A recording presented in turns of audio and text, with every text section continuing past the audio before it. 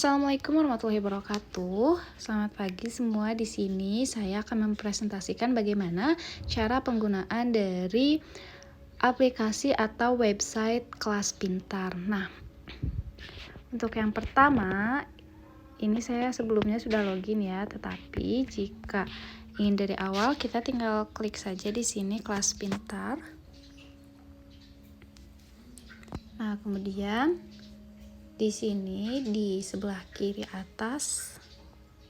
Nah, karena saya sudah login, berarti di sini kita tinggal klik saja. Biasanya di sini ada logo atau icon masuk atau daftar. Nah, kita pergi ke dashboard. Nah, di sini di dashboard ini terdapat beberapa fitur. Di antaranya ada mata pelajaran, kemudian ada proyek Pancasila, guru, jadwal, catatan, murid, grup, dan LMS. Nah, untuk yang pertama kita ke mata pelajaran. Nah, di sini kita tinggal pilih kelasnya, misalnya kelas 6.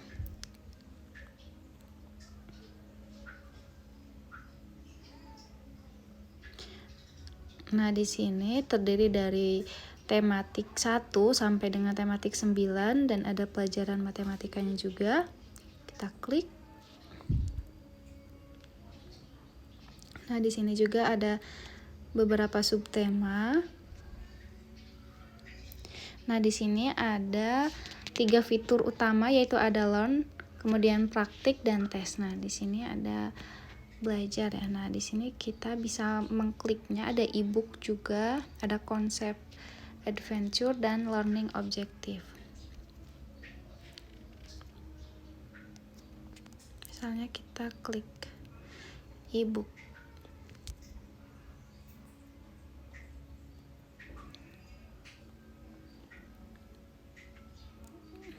Sebentar ya. Nah, learning objective merupakan indikator pembelajaran yang dicapai oleh siswa. Nah, di sini kita bisa ya melihat materi. Nah, di sini sudah tersedia video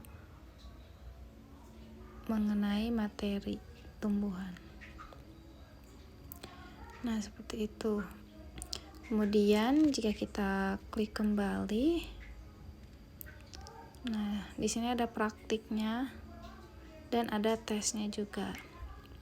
Nah, kita beralih menuju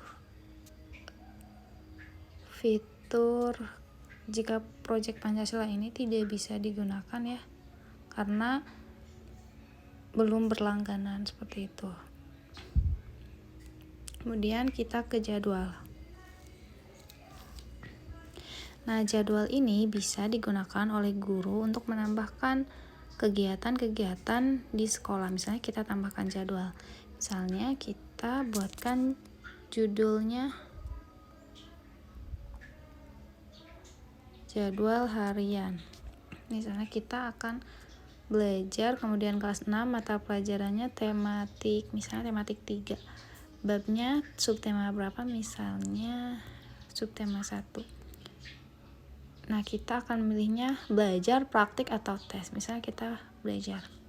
Nah, kita bisa untuk mengatur tanggal mulainya, misalnya tanggal 22 pukul 9. Nah, kemudian untuk berakhirnya belajar juga kita bisa ya, tanggal 22 pukul misalnya pukul 12. Nah, kita tinggal buat jadwal isian singkat belajar mengenai materi, misalnya mengenai tumbuhan.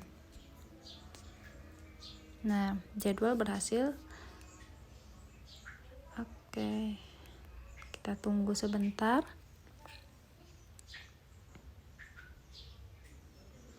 Masih loading.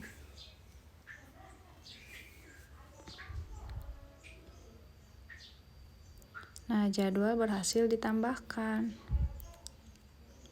Nah, di sini juga ada beberapa. Nah, sudah ada. Nah, kemudian fitur yang lainnya yaitu ada catatan. Nah, di sini ada catatan yang sudah kamu buat dan catatan dari pengguna lain seperti itu. Kemudian ada murid. Nah, jika kita ingin menambahkan murid, kita tinggal klik dan menambahkan email murid serta pilih kelasnya dan untuk mata pelajarannya gitu. Nanti tinggal klik tambah murid seperti itu. Nah, kemudian selain itu ada grup juga di sini. Kita bisa menambahkan grup bersama siswa ataupun dengan orang tua. Nah, di sini tinggal sama seperti tadi, pilih mata pelajaran, kemudian deskripsi. Untuk menambahkan anggota tinggal memasukkan email, kemudian tinggal klik buat grup. Nah, selanjutnya kita menuju fitur yang terakhir, yaitu ada LMS.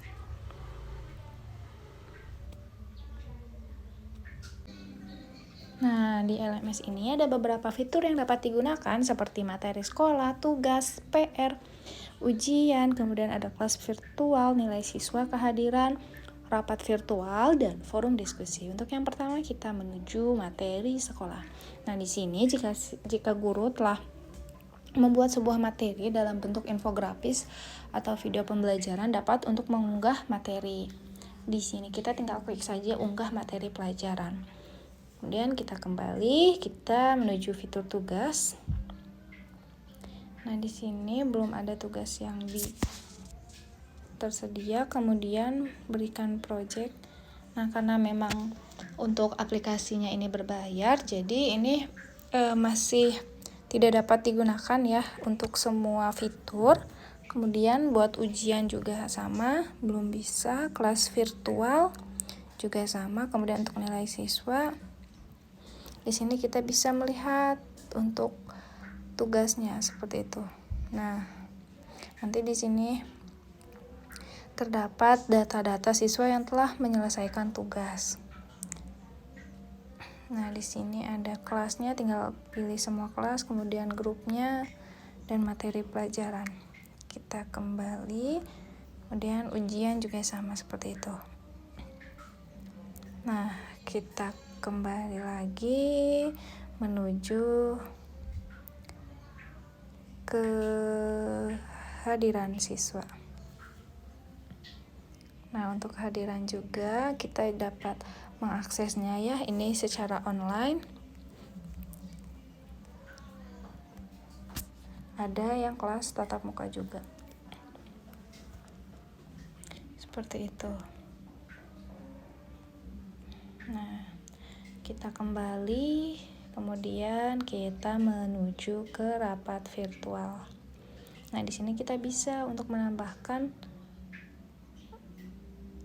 untuk jika ingin tatap muka secara virtual dengan siswa ataupun dengan orang tua. Nah, kemudian yang terakhir ada forum diskusi. Nah, di sini kita sebagai seorang guru bisa untuk menambahkan forum diskusi jika ingin berdiskusi dengan siswa ataupun dengan orang tua. Nah, kita tinggal buat diskusi misalnya mengenai akademik. Kemudian kita tinggal menulis judulnya dan menuliskan sesuatu seperti itu. Nah, itu dia fitur-fitur yang ada pada kelas pintar. Semoga bermanfaat. Mohon maaf bila terdapat kesalahan. Wassalamualaikum warahmatullahi wabarakatuh.